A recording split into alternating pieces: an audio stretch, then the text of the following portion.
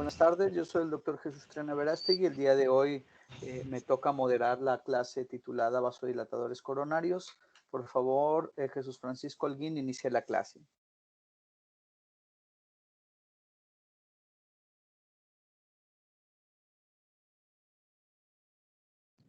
Sí, bueno, buenas tardes, mi nombre es Jesús Federico Holguín. Voy a empezar con la clase de dilatadores coronarios.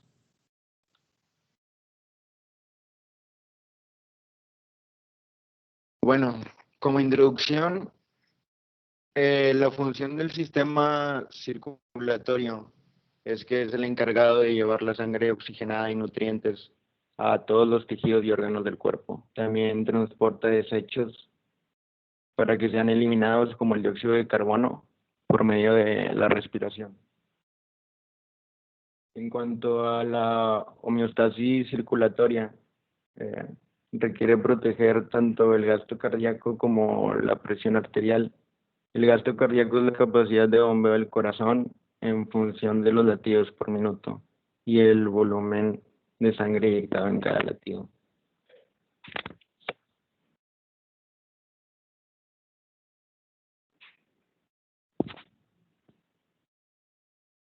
Siguiente.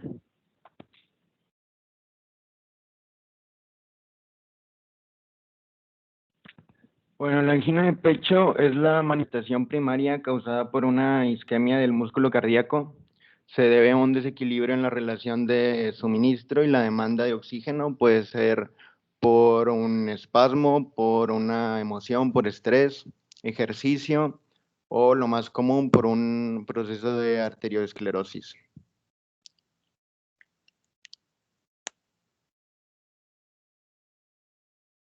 La angina estable es la típica angina que se podría ejemplificar con el paciente que después de subir 2 pisos por escaleras ya presenta un dolor, pero si el dolor es si el esfuerzo es menor, pues el dolor ya no se presenta. Y como dije, generalmente se debe a un proceso aterosclerótico. La angina inestable o de reposo también es por una disminución del suministro de oxígeno. Esta puede progresar a infarto agudo al miocardio y es parte del síndrome coronario agudo. Y esta siempre es por una ruptura de una placa aterosclerótica y no se requiere de un esfuerzo para que se presente el episodio. Sí, la placa aterosclerótica hace las veces como si fuera de una puerta, ¿no? Entonces se rompe la placa y en ocasiones puede estar más obstruido y es cuando se presentan los signos y cuando se abre la puerta, vamos a decirlo así, permite más paso de sangre y las manifestaciones clínicas no se llevan a cabo, al menos no en reposo. El detalle es de que si esta puertecita se rompe, pues se va a ir a dar a zonas más estrechas y causa una obstrucción 80% mayor y que se manifiesta ya como un infarto. Puede ser un infarto transmural o puede ser un infarto submucoso o puede ser también afectar el infarto, la eléctrico de conducción cardíaca del corazón y producir una arritmia cardíaca. Entonces, hablar de una angina inestable es hablar de un estatus preinfarto y que se tiene que atender también de manera inmediata. Lo que se conoce como un síndrome coronario agudo son los signos y síntomas de un infarto, pero sin la certeza clínica. O sea, el paciente que empieza con dolor precordial, que tiene una sensación inminente de muerte, que está sudando frío y que se acompaña ese dolor precordial, adormecimiento o un dolor eh, del brazo izquierdo. Aunque este es el típico, no siempre se presenta así, sobre todo en ancianitos y cuando son infartos de la base del corazón, puede manifestarse como un dolor abdominal también, ¿no? Pero bueno, signos de mala perfusión, la hipotensión, la sensación de muerte inminente y el dolor precordial son lo que generalmente acompañan al síndrome coronario agudo. Entonces, del síndrome coronario agudo, ¿cómo saber si es una angina estable, si es una angina inestable o si es un infarto agudo transmural? Pues entonces se necesitan los estudios para determinarlo, y en este caso sería un electrocardiograma y una medición de enzimas cardíacas.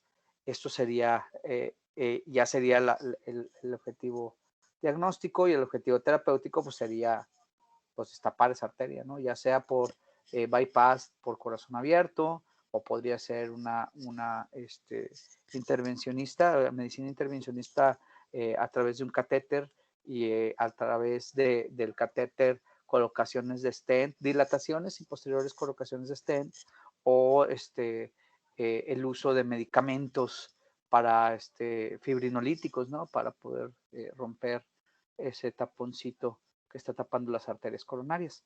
Esto sería ya todo en general, pero ahorita no vamos a ver todo eso, sino nada más el tratamiento principalmente de la angina de pecho, no el del infarto agudo del miocardio, sino el de la angina de pecho principalmente, y pues tendremos que determinar si es estable, inestable, o si es vasoespástica. Por otro lado, antes de continuar con la vasoespástica, que es lo que va a decirles ahorita su compañero, la angina inestable, la ruptura de esta trombo, de esta placa, porque todavía no es trombo, la ruptura de esta placa implica que se liberen sustancias que producen vasoconstricción, hay agregación plaquetaria, etcétera, etcétera, ¿no? Entonces, la angina inestable también puede tener un componente vasoespástico. Si es así, pues también se dirigirá el tratamiento hacia el tratamiento del vasoespasmo, mientras se consigue un tratamiento más definitivo, que sería el intervencionismo. Muy bien. Prosíguele, por favor, Federico. Sí. Bueno, la angina de variante o vasoespástica es causada por una disminución en el suministro de oxígeno, igual que todas. Esta se debe a un espasmo en las arterias coronarias y puede ser desencadenada por frío, estrés, medicamentos, tabaquismo y drogas.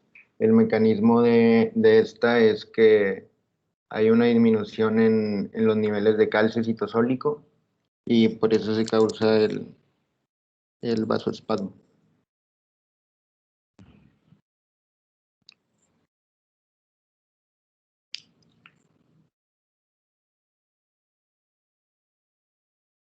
Bueno, como ya dije, la cardiopatía isquémica es causada por un desequilibrio entre la demanda y el suministro de oxígeno.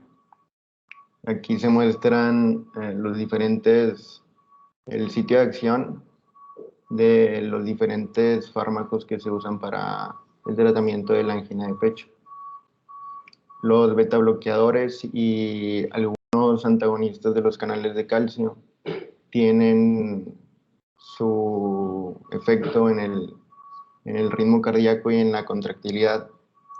La disminuyen, entonces disminuyen la demanda de oxígeno y de oxígeno del músculo cardíaco, y entonces así es como se alivian los síntomas de la angina de pecho.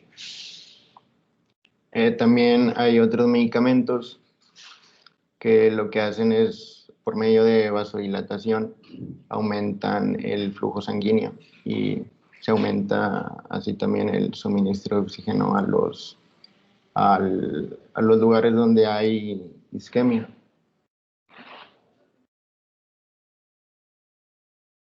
Siguiente.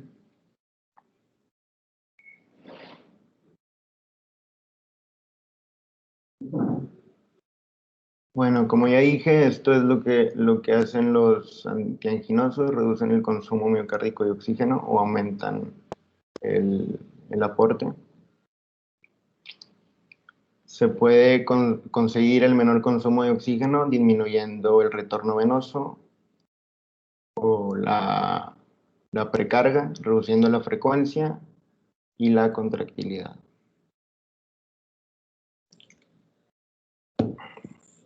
Siguiente. Ok, nitratos orgánicos son fuentes. A ver, Sí. Federico, espera un ratito. Entonces, si bien la clase se llama vasodilatadores coronarios, no todos los medicamentos que vamos a ver, realmente su mecanismo es dar el aporte de oxígeno. De hecho, los principales, que son los nitratos, no tienen esta función estricta, sino que su principal acción es disminuir el consumo de oxígeno. Muy bien, entonces va a continuar Alicia Pérez, por favor. Ok, yo les voy a hablar sobre los nitratos orgánicos. Estos son derivados de la nitroglicerina. Principalmente se encargan de la síntesis del óxido nítrico y su mecanismo de acción es que empiezan con la activación de la guanilciclasa, el aumento del GMP cíclico. Esto va a desfosforilar principalmente las cadenas largas de la miosina y va a inhibir los canales de calcio. Todo este proceso te va a llevar a una relajación del músculo liso. También te producen inhibición de la agregación plaquetaria, te producen relajación de los bronquios, del tracto gastrointestinal. Son dependientes de la LDH2, que es el aldehído deshidrogenasa mitocondrial, y bioactivan el dinitrato de isosorbida como nitrato de isosorbida, que son otro de los dos nitratos que se van a hablar más adelante. Tienen como efecto adverso, como son vasodilatadores, te producen cefalea, mareo, debilidad y hipotensión. Y sus contraindicaciones son con los inhibidores del PDE5, que estos te podrían causar hipotensión extrema. ¿Y qué es el PDE5? El PDE5 es el nucleótido de cíclico fosfodiesterasa. Sí, así es. Y estos medicamentos se utilizan comúnmente para el tratamiento de la disfunción eréctil. Muy bien. Así es, Viene en siendo el sildenafilo. Sildenafil, muy bien. Prosigue, por favor. ¿Le puedes dar la siguiente, por favor?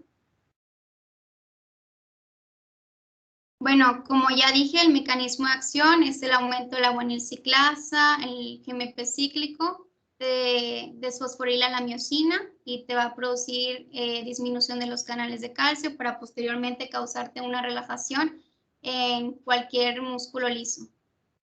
Los efectos hemodinámicos es que a dosis bajas y a dosis altas pues va a presentar diferentes acciones. En este caso, a dosis bajas te va a disminuir el retorno venoso, te disminuye la precarga, la demanda cardíaca de oxígeno, la presión arterial puede estar sin cambios o puede estar disminuida levemente. La frecuencia cardíaca puede también igual estar sin cambios o aumentada. A dosis altas te produce más estancamiento venoso, te produce presión arterial y el gasto cardíaco. ¿Pero qué pasa con la presión arterial? A dosis altas. Puede disminuir. Pero como ya hay una disminución en la precarga, porque hay una vasodilatación venosa, posteriormente la vasodilatación arterial o arteriolar sí puede producir un estado de choque.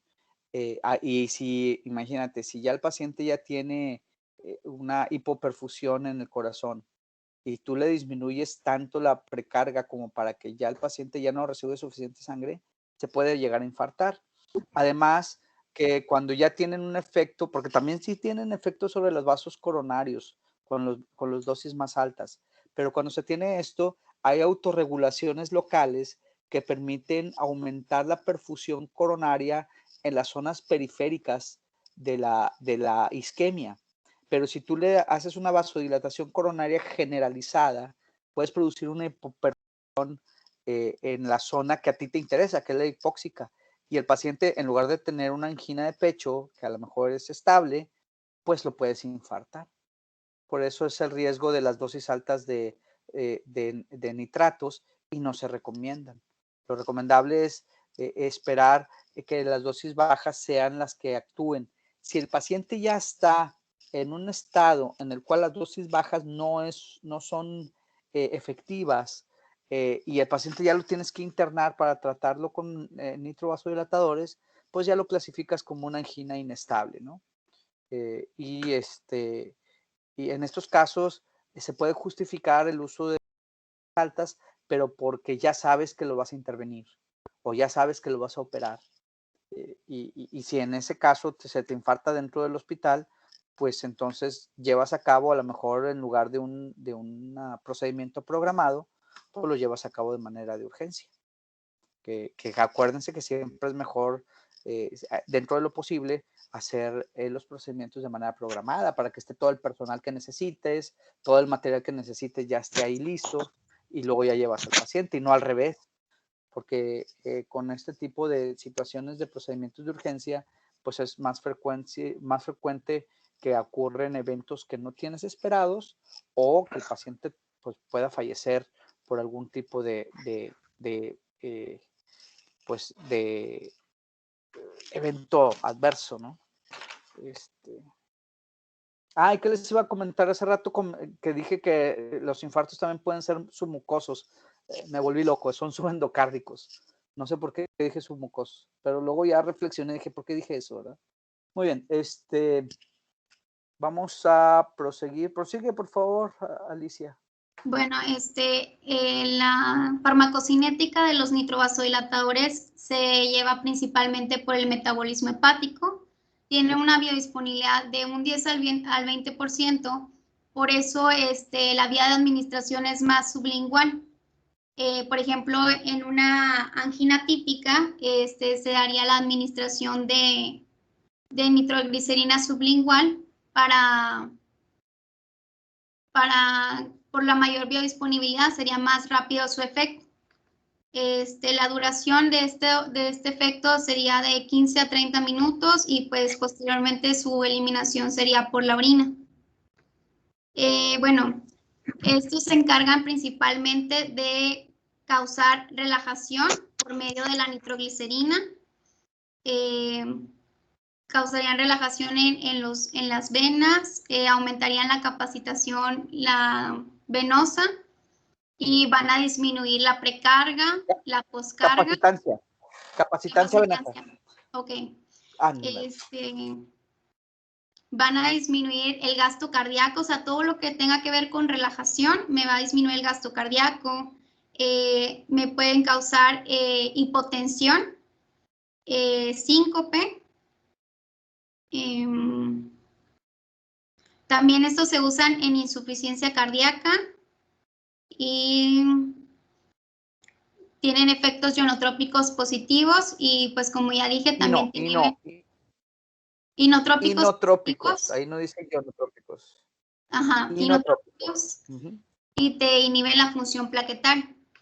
Y pues otro de los efectos también te causa relajación del músculo liso bronquial, de las vías biliares, del esfínter de Oddi, del tubo digestivo, del uréter y del sistema uterino. O sea, todo tiene que ver con la vasodilatación, la relajación que nos causa los nitrovasodilatadores.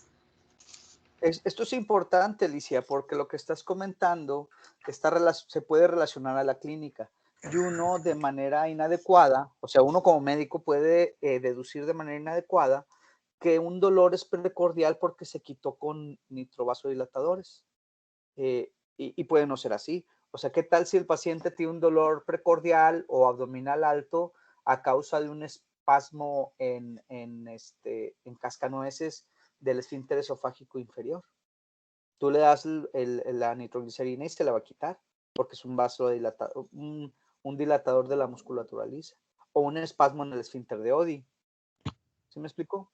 ¿Y qué otros dolores pueden existir también en el tórax? Pues también puede haber costrocondritis de Treitz o puede haber una mediastinitis por alguna otra causa inflamatoria tal vez, o puede haber un dolor de tipo biliar, bueno, que ya lo dijimos con el espasmo de Oddi, nos estamos refiriendo a un dolor de tipo biliar, y que Algunos de estos se pueden aliviar con la nitrovasodilatación o también con el uso de morfina. ¿Tú recuerdas, si lo debiste haber visto en Introducción a la Clínica, a lo que nos referimos con MONA en el tratamiento de los eventos coronarios agudos? Alicia. Es lo de la relajación. ¿Pero Ay, con qué o qué? MONA, la mnemotecnia MONA, ¿qué significa? Era la aplicación de la morfina. M de morfina, ajá, la O. A ver. La O es de Creo que oxígeno. respiramos. De oxígeno. Así es. De nitroglicerina y la de aspirina. Así es, muy bien contestado. Vamos a proseguir ahora con César Alejandro. ¿Puedes seguir con la clase, por favor? Sí, doctor. Y pues aquí comentamos otra vez los usos terapéuticos que tiene los nitratos orgánicos, que va a variar dependiendo de cada tipo de angina. Que en la estable usamos los de acción corta, que producen una relajación, pues ya vimos que es vascular y muscular un poco más rápida. En la de pecho crónica se usan pues beta bloqueadores en lugar de los de la nitroglicerina, de los nitratos, pues. Y es que tengo aquí la ventanita del Teams. Y en la de Prince Metal, que es la espástica, se va a utilizar otro tipo de cosas además de los nitratos, que son los bloqueadores de canales de calcio. Si no mal recuerdo, creo que estaban contraindicados los nitratos en la espástica, pero ahorita, bueno, como vamos viendo la presentación. No, para el uso crónico sí puede ser que no sea lo mejor recomendado, pero en todos los casos de angina de pecho aguda o evento coronario agudo que no tienes diagnosticado al paciente que tiene angina de pecho y tiene un dolor precordial, en todos los casos agudos está recomendado los nitratos de acción corta para yugular el dolor precordial, ¿no?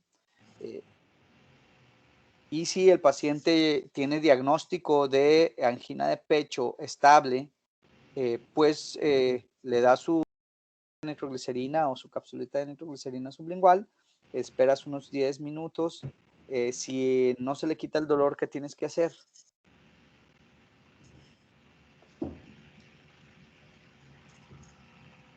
César. Voy. No se le quitó el dolor con una dosis, ¿qué tienes que hacer? ¿Algún otro del equipo? Le das una segunda dosis, perfectamente. ¿Y hasta qué dosis dices, oye, no, esta ya no es angina, ya tengo que ir al hospital a que le hagan estudios de laboratorio? O gabinete también. Si la segunda dosis no tiene resultado, le das una tercera dosis y te lo llevas al hospital. Porque a lo mejor ya no es una angina de pecho estable, a lo mejor estás tratando una angina de pecho inestable, le tienes que hacer los estudios para saber que no está infartado el paciente, y si ya no se le quitó la tercera dosis, pues ya lo tienes que manejar como una angina de pecho inestable, o algo sucedió que no está dentro de lo que tú estabas considerando. Eso son 2 dosis. Si en 2 dosis no se le quitó, le das una tercera y al hospital. ¿Ok? Okay. Si tienes diagnóstico de angina de pecho, si no tienes diagnóstico, pues te lo llevas al hospital para que le diagnostiquen. Puede ser angina estable, puede ser inestable, puede ser incluso ya un infarto. Y cuando no tiene diagnóstico, tú lo clasificas en evento coronario agudo. Todavía no le pones apellido, no le pones la causa, ¿verdad? Hasta que no demuestre lo contrario. Muy bien, prosigue. Y también contamos con pues con 2 enfermedades, ¿no? Con la insuficiencia cardíaca congestiva, donde vamos a utilizar los nitrovasodilatadores para, pues, también se utilizan, como vimos en el músculo liso de pulmón, de los bronquios, Entonces, por eso se va a poder aliviar la congestión pulmonar y además de aumentar el gasto cardíaco. Y en la angina de pecho inestable, como creo que es la que está confundiendo, que es donde la inestable es donde encontramos el trombo, donde no va a haber algún efecto de los nitratos orgánicos en esta angina. Sí lo tienen. El problema son los que si lo tienes que dar de manera continua, el nitrovasodilatador, te vas a enfrentar con un efecto de tolerancia. Entonces, para evitar este efecto de tolerancia, lo que tienes que hacer es utilizar nitrovasodilatadores de acción intermedia, pero que tengan pausas de 8 horas cada 24 horas. O sea, que si el paciente sabes que en la noche no va a tener dolor, pues le quitas la dosis de la noche o le quitas el parche en la noche y que tenga ese tiempo sin nitrovasodilatador, y así ya no tienes el efecto de tolerancia que se presenta con este tipo de medicamentos. Y me refiero nada más a tolerancia clínica, no es una tolerancia neurológica, ¿verdad? De esta forma ya no tienes que ir dando la dosis. Y si la angina inestable tiene un componente vasoespástico importante, pues entonces se verá beneficiado con el uso de los bloqueadores del canal de calcio. Muy bien. ¿Qué más? Sí. Por ahí deben de estar los efectos colaterales, que ya les dije uno, ¿no? El efecto de tolerancia. Bueno, adelante, sigue con esto. Bueno, los efectos colaterales acerca de los nitratos, pues era como causa una vasodilatación, se va a encontrar pues los dolores de cabeza por la vasodilatación de la arteria meningia media. También vamos a encontrar mareos. Y pues creo que sería relevante también mencionar pues la enfermedad de Lunes, si no me recuerdo, que eran los trabajadores que maniobran con explosivos, ¿no? Con los nitratos, que entraban a trabajar los lunes y pues presentaban con dolores de cabeza, náusea, por esto mismo, ¿no? Que están inhalando la actividad de los nitratos. Entonces, al transcurso de la semana se genera una tolerancia, y esta tolerancia es lo que, como comentó usted, vamos a... bueno, como comentó usted, que la tolerancia se debe de evitar con dosis diferidas de 8 horas.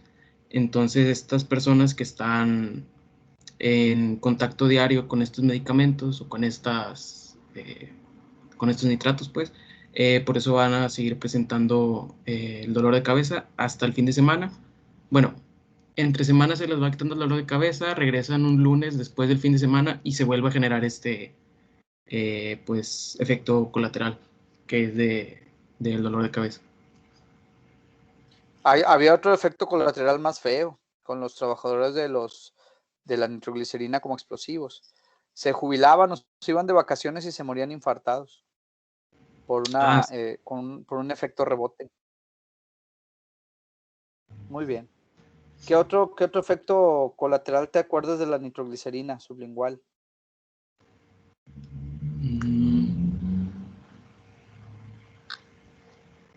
De la nitroglicerina. Tienes un paciente que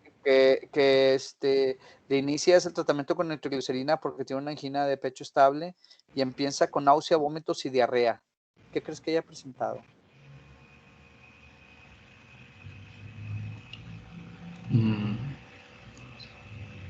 ¿Alguien del equipo? Hipotensión. ¿Tú vas a contestar o vas a preguntar algo? Hipotensión, doctor. Sí, pero eso solo es con las dosis altas, pero con las dosis pequeñitas. ¿Por qué le daría diarrea a alguien que le pones una dosis sublingual de nitroglicerina? Porque es intolerante a la lactosa. María del Carmen. No, doctor, solamente iba a preguntar que si tenía relación con que relajaba mucho el músculo liso. No, la relación es la lactosa.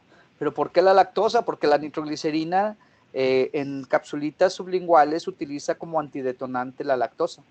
Entonces, los pacientes que son muy intolerantes, aunque sea poquita lactosa la que trae la capsulita, con eso tienen para que les dé diarrea, flatulencias, malestar abdominal y a veces náusea también. Muy bien.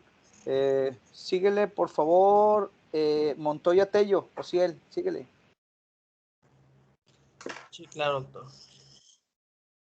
Bueno, ya entrando a lo que son, particularmente hablando, los fármacos nitrovasodilatadores o antianginosos, comenzando con el primer fármaco, en esta clasificación, pues va a ser la nitroglicerina, en donde la vía de administración normalmente va a ser la sublingual, pero también se puede administrar por vía intravenosa, también oral y parchit, y creo que también en aerosol.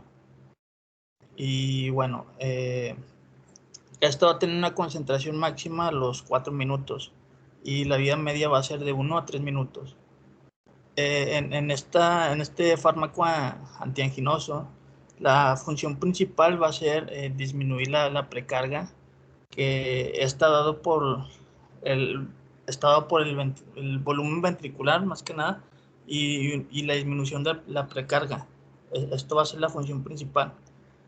Y con esto también se puede disminuir el consumo de oxígeno del miocardio. Las dosis iniciales van a ser de 0.3 miligramos, y el alivio va a ser aproximadamente a los 3 minutos. Este fármaco también va a tener un metabolismo hepático muy alto, y también es algo importante es que también se considera como un fármaco de acción corta y más que nada se utiliza para la terapia de angina en reposo, sobre todo en aquellos cuadros agudos. De acuerdo, totalmente de acuerdo. Aunque si el paciente ya sabe que va a hacer un ejercicio y que durante el ejercicio presenta las anginas, puede de manera profiláctica ponerse una tabletita sublingual o puede también colocarse un parche, ¿verdad? Pero lo más común es que si va a hacer ejercicio, se coloque mejor el parchecito, ¿verdad? Para que tener una protección un poquito más estable, se termina lo que le estaba haciendo, retira el parche y ya, se acabó el problema. O también puede utilizar mononitrato de isosorbida por vía oral para protegerse esas 6-8 horas en la que va a estar haciendo alguna actividad física un poquito más extenuante. Muy bien, ¿qué más? Y pues bueno, de esta diapositiva es todo. Siguiente. Y bueno, en respecto a lo que comentaba mi compañero en relación a la tolerancia, pues prácticamente ya lo mencionó todo. Y pues más que nada la exposición constante a estos nitratos, en donde en los primeros días pues van a generar los efectos adversos de estos fármacos. Aquí creo que lo importante destacar es que para evitar esto se puede dejar de lapsus de mínimo de 8 horas entre una toma y la otra de dosis. Y en cuanto a los efectos adversos, pues es prácticamente ocasionados producidos por una vasodilatación, enrojecimiento facial, cefalea, barricada y hipotensión. Y también pues las diferentes formas de administración, pues lo más común en base a la sublingual, como lo mencionaba el doctor, que es la más rápida, y la dosis va a ser de 0.3 a 0.6 miligramos. Pero pues también hay cápsulas de tabletas de liberación sostenida, que la dosis puede ser de 2.5 a 9 miligramos de 2 a 4 veces al día. Y también se le puede aplicar ungüento en aquellos procedimientos o anginas nocturnas, en aquellos procesos, perdón, de 2.5 a 5 miligramos cada 4 a 8 horas. Cada 4 a 8 horas, perdón. Y también el parche transdérmico también se puede administrar de 2.5 a 20 microgramos por minuto e ir aumentando 10 microgramos por minuto hasta un máximo de 400 durante un periodo de 12 a 16 horas. Y también otra forma común de administrar es mediante la intravenosa, sobre todo en aquella angina, más que nada en la angina Prinzmetal, que es ocasionada por el vasoespasmo coronario. Y la dosis puede ser de 10 a 20 microgramos por minuto y aumentar de 10 microgramos hasta una dosis. Ya no alcancé a ver lo de abajo, doctor. Pero sí, esto más que nada se puede utilizar en la angina Prinzmetal por vía intravenosa. Y pues siguiente. Y pues bueno, un poco de historia de cómo se fue generando la nitroglicerina. Pues todo empezó en aquellos trabajadores. ¿Sabes qué? Sáltate la Sí, historia porque si no, no ok. vamos a acabar. Sí, estoy El bien. chiste es de que Nobel hizo lo explosivo para desarrollar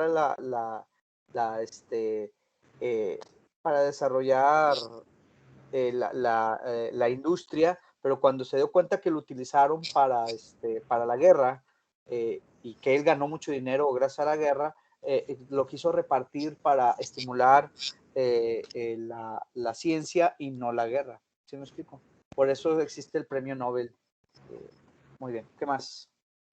Ok, continuando con el segundo fármaco, en lo que es en la clasificación de los nitrovasodilatadores, pues vamos a hablar del nitrato de isosorbida, en donde la vía de administración, la más común, la sublingual, y va a producir concentraciones plasmáticas máximas del fármaco en 6 minutos, y pues va a tener una caída en la concentración en 45 minutos. Es decir, que la duración de acción pues, es un poco mayor que la nitroglicerina. Por lo tanto, pues puede ser una alternativa para la nitroglicerina. Y los Sí, metabolitos. a los que son intolerantes a la lactosa, ¿verdad? Si el paciente es intolerante a la lactosa y se sintió muy mal con la nitroglicerina, pues le das nitrato de isosorbida sublingual y ya. Más.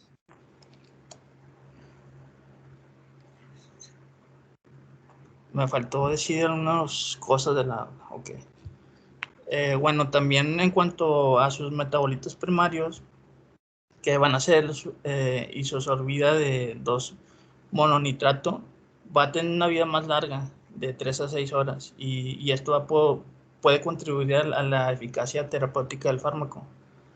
Y pues todo esto se va a metabolizar en el hígado por dinitración enzimática seguida de conjugación glucurónica. En cuanto a su excreción, después de una dosis oral única, más o menos el 80 a 100% de la cantidad absorbida se va a excretar en la orina dentro de las 24 horas, principalmente en metabolitos. Siguiente. Y aquí también se presentan varias formas de administración. Sublingual de 2.5 a 10 miligramos cada 2 a 3 horas. También se puede presentar de forma masticable. Bueno. ¿Quiere que mencione eso, doctor? No, la verdad no es necesario, eso lo van a tener que aprender conforme hagan sus prácticas clínicas. Ahorita no es lo más relevante. Ok. Adelante. Bueno, continuando con el tercer fármaco de los nitrovasodilatadores, está el 5-mononitrato de isosorbida. Este agente está disponible en forma de tableta y no va a sufrir un metabolismo de primer paso significativo, por lo que pues, va a tener una alta biodisponibilidad. Después de la administración oral, pues su inicio de acción va a ser demasiado muy lento, sobre todo para el tratamiento agudo de la angina de pecho. Y pues bueno, en cuanto a su biodisponibilidad, esto a su vez tendrá acciones más prolongadas, por lo tanto puede usar en angina inestable crónica, en donde pues también se va a ver favorecido por su inicio de acción, que es lento, que es más de 1 hora, y una vida pues media de 3 a 6 horas. Y en cuanto a su tolerancia, también se puede evitar pues administrando 2 veces al día.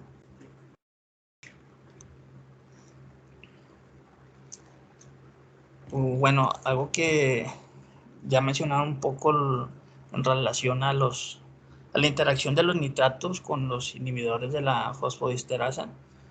Pues bueno, yo creo que lo más importante de esto es que se va a generar una hipotensión muy pronunciada, ya que pues van a servir como que los dos para potenciar este síntoma. Y pues bueno, pues va a ser el mismo mecanismo. Todo esto pues va a suceder con medicamentos, por ejemplo el sildenafilo, mejor conocido como pues, Viagra. Va a ser el mismo mecanismo, pues va a aumentar el GMP cíclico, pero pues esto va a inhibir la fosfodiesterasa. Y todo esto en conjunto. Pero es el mismo resultado por mecanismos diferentes, por eso hay potenciación. Y por eso la hipotensión es extrema y difícil de predecir. Por eso no se recomienda. ¿Ok? ¿Qué más? Y pues de aquí estaría todo. Y pues bueno, ya entrando a lo que es en la clasificación de los bloqueadores de canales de calcio o también antagonistas de los canales de calcio. Vamos a tener dos, por así decirlo, subclasificaciones, que van a ser los antagonistas propios de los canales de calcio, en donde se van a incluir el verapamilo y el diltiazem, y las dihidropiridinas, en donde van a estar incluidos amidodipino, nifedipino, felodipino y nicardipino. Aquí hay... Dame un segundo, por favor. Las dihidropiridinas no se van a considerar como dilatadores coronarios porque no son utilizados para el tratamiento de la angina de pecho. ¿Por qué? Porque son dilatadores principalmente arteriolares y pueden ser utilizados más para el tratamiento de la hipertensión arterial, pero no para la angina de pecho. Imelda Marlene, por favor, continúe con la clase. Sí, doctor. La que sigue.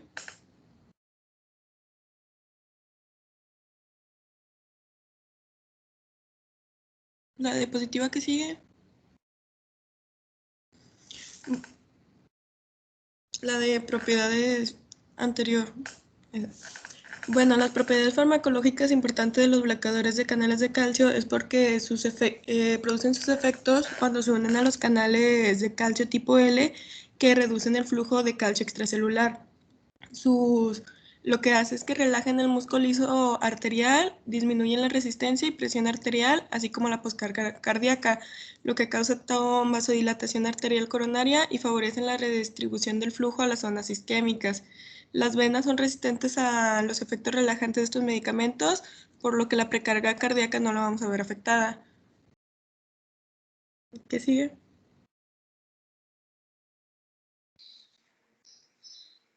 Bueno, pues este es el mecanismo de acción, como ya comentaba, acentúa la reducción de la corriente de calcio extracelular en los canales de calcio tipo L, lo que causa la relajación del músculo liso, como es en el ejemplo del medicamento nifedipino, y en el corazón lo que causa es disminuye la contractibilidad, la frecuencia del nodo sinoauricular y la velocidad de conducción del nodo auriculoventricular, como los medicamentos de verapamilo y diltiazem. Bueno, entonces ya lo mencionamos, ¿verdad? La relajación de las dihidropiridinas es principalmente periférica, por lo cual no nos interesa como tratamiento de la angina de pecho. Las que sí nos interesan es el verapamil y el diltiazem, son los únicos que vamos a comentar el día de hoy. Aunque el mecanismo de acción sea el mismo, el sitio donde actúan no es exactamente igual. Sigue, por favor, Imelda. Y bueno, ya como comentaba el doctor, las dihidropiridinas son los vasos sanguíneos periféricos y el verapamil y diltiazem existe un equilibrio entre los efectos directos e indirectos. Pues la que sigue.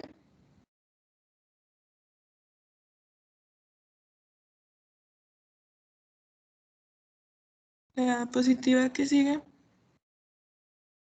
Del nifedipino, que es una dihidropiridina prototipo. Pues lo importante es que Bríncate todas las dihidropiridinas, bríncatelas, por favor, porque si no, no vamos a acabar.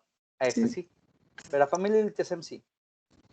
Bueno, el diltiazem está indicado para anginas de pecho, angina inestable por espasmo coronario y fibrilación y flúter auricular también con taquicardia supraventricular e hipertensión. Esto es también por sus efectos que tiene, que disminuye la velocidad de recuperación del canal lento de calcio y disminuye la corriente de calcio.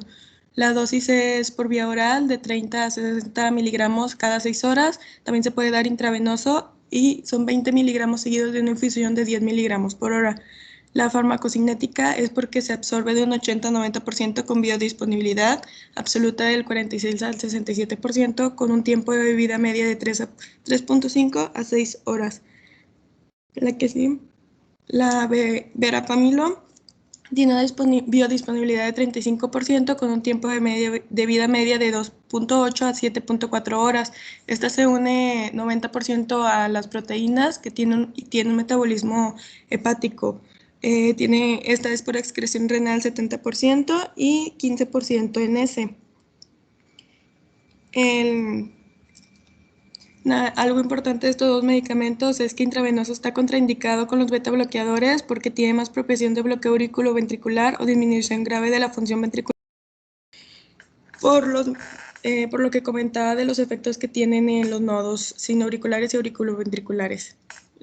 ¿La que sigue? Sí, lo más adecuado es que no queden juntos, por ese riesgo. Beta bloqueadores y calcio antagonistas darlos juntos, so pena de que el paciente tenga un bloqueo auriculoventricular de segundo grado, MOVIDS 2 o tercer grado, que son los que ponen en peligro la vida. Muy bien, ¿qué más?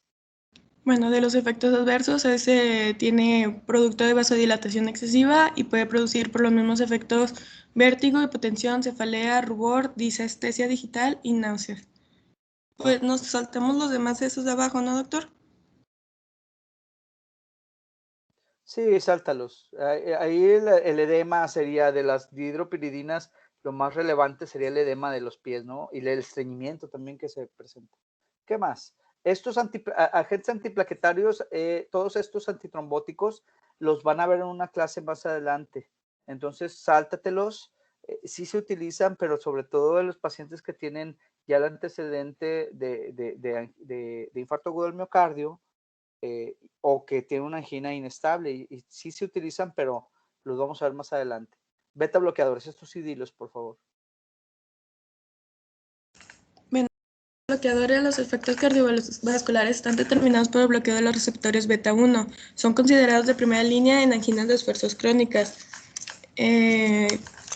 Y no está indicado para anginas variables. Sus efectos son disminuye la frecuencia cardíaca, o sea, siendo cronotrópico negativo, disminuye la presión arterial y inotrópico negativo. Lo que hacen esto es la disminución del requerimiento de oxígeno del miocardio durante el reposo y el ejercicio. Tú imagínate un paciente, bueno, más que en el ejercicio, porque luego lo pueden utilizar durante el ejercicio, y si son deportistas de alto rendimiento, se consideraría doping. Pero bueno, en los amateurs o a las personas que ejecutan algún tipo de desempeño que se necesite que sean muy diestros, o que tienen pánico escénico, ¿no? Y que tienen que recitar algo y hablan entrecortados si están ante el público, o empiezan a sudar y son músicos y con el sudor pues se les patina la trompeta, o no tocan bien el piano porque les tiemblan las manos por el estrés o por el pánico, pueden utilizar este tipo de medicamentos. Asimismo, si además de esto presentan angina de pecho, que también es posible, ¿eh? O sea, los latidos del corazón en pacientes que están tocando un instrumento musical pueden aumentar hasta 200 latidos por minuto y esto puede llevarlos a una angina de pecho. Entonces, como profilaxis para estos casos en el que las mareas adrenérgicas son muy importantes, pueden utilizar beta bloqueadores para evitar la angina, ¿no? La angina y otros efectos como el temblor y la sudoración. Porque imagínense, ¿qué pasaría si en lugar de esto utilizaran una benzodiazepina? Pues la persona, pues sí, evitaría la angina de pecho, pero pues no podría hablar bien porque tendría una habla pastosa por la benzodiazepina. O si está en un examen, en el examen nacional de residencias, y se toma una benzodiazepina, pues va a empezar a contestar una sarta de estupideces porque no se retrasa un poquito también la velocidad de pensamiento. Entonces, en ese caso, si el nerviosismo, el temblor, la sudoración y la opresión del pecho se evita con metoprolol o con bisoprolol o con atenolol o con propranolol, pues no se lleva a cabo el efecto depresor del sistema nervioso central que no les conviene, ¿verdad? Muy bien, ¿qué más? Pues como ya se comentaba, sus usos terapéuticos principalmente para la angina de pecho, tratamiento de hipertensión arterial, profilaxis en repetición de infarto agudo del miocardio, arritmias, profilaxis de migraña y también en el glaucoma. Pues deben de elegirse aquellos que no tengan un efecto intrínseco simpático-mimético, que son principalmente el atenolol, bisoprolol o metoprolol. El metoprolol es un beta bloqueador cardioselectivo que tiene una vida media de 3 a 5 horas. El atenolol es es igual, pero de vida media de 6 a 9 horas. Y el carvedilol, que también se da, que este es principalmente el que bloquea la entrada de calcio. ¿Qué sigue?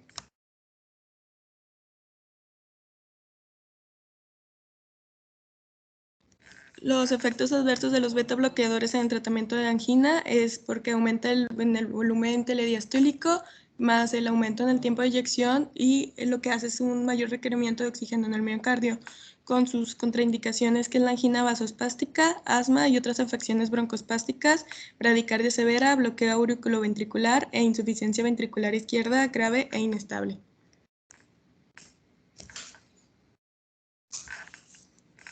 La que sigue. ¿También mencionamos esos, doctor? Sí, por favor. Son sobre todo la ranolacina, que ya se está utilizando un poquito más. Adelante.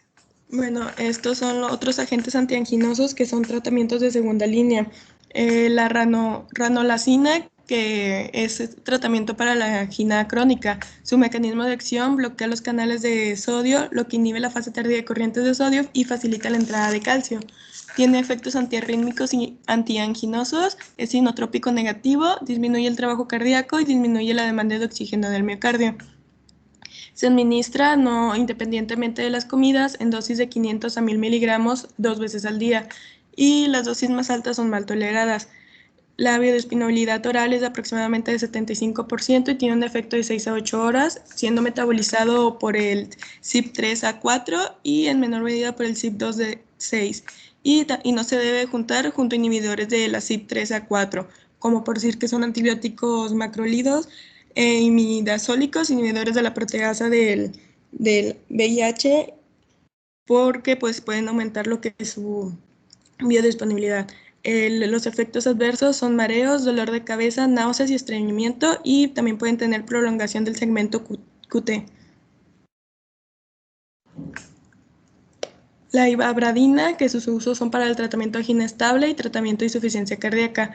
Es un bloqueador selectivo de canales iónicos activados por hiperpolarización que participan en la generación del automatismo en el nodo sinoauricular. El efecto antianginoso se explica por la reducción de la frecuencia cardíaca y por tanto de la demanda de oxígeno. El nicorandilo que es un agonista de los canales de potasio sensibles a ATP y tiene una acción vasodilatadora que está potenciada por los inhibidores de la PDE5. Lo que hace son, como ya se había comentado, dilata los lechos vasculares arterial y venoso, lo que lleva a una disminución en la carga y precarga del corazón, disminuyendo la poscarga. Se administra, puede ser sublingual u oral y tiene un tiempo de vida media corta. Sus efectos adversos: dolor de cabeza, hipotensión y ulceraciones. La trimetazidina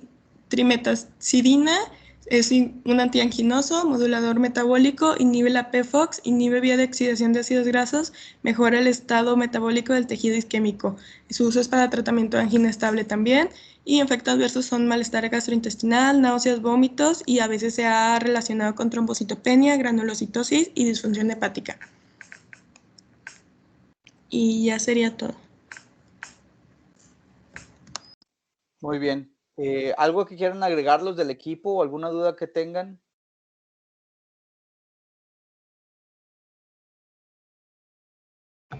No, no.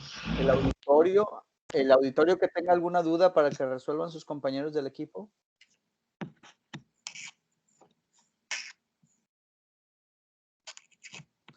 Muy bien. Entonces, si no hay dudas, vamos a dar por terminada la clase del día de hoy.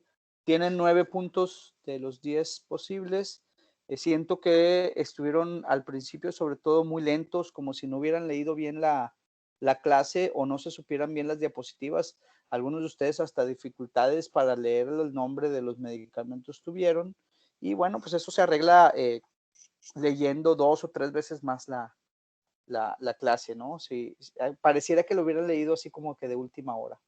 Así que no todos, ¿verdad? Algunos de los que participaron, algunos estuvieron muy bien, pero pues esta calificación es general, no es individual. Muy bien.